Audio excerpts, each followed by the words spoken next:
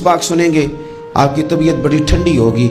मेरे नबी पाक सल्लल्लाहु ताला अलैहि वसल्लम ने इरशाद फरमाते हैं कि जो बंदा सवाल से बचना चाहेगा, इरादा करेगा अल्लाह मैंने किसी से नहीं मांगना, फरमाया जो सवाल से बचना चाहेगा रब उसे सवाल से बचा लेगा। और जो लोगों से बेनियाज होना चाहेगा, कहेगा या अल्लाह मुझे दुनियादारों का मोहताज ना बनाओ, अपनी बारगाह से अता फरमा। जो लोगों से बेनियाज होना चाहेगा अल्लाह लोगों से बेनियाज कर देगा। और फरमाया जो सब्र का इरादा करेगा अल्लाह उसे सब्र की तौफीक भी अता फरमा देगा। इरादा तो करे, प्रोग्राम तो बनाए, तौफीक तो अल्लाह देगा। जो सब्र का इरादा करेगा अल्लाह सब्र की तौफीक भी अता कर देगा।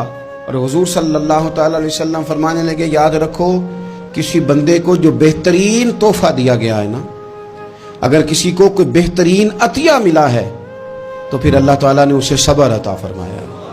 ये बेहतरीन तोहफा है, इससे ज़िंदगी सवर जाती है, इससे इंसान बावकार और मुतमईन हो जाता है, इससे उसके शब रोज़ आसानी से बीतते, वो दुनिया की पगडंडियों से आसानी से गुजर के अल्लाह की बारगाह है आली मर्तबत में सरखुरू होकर हाजिर हो जाता है।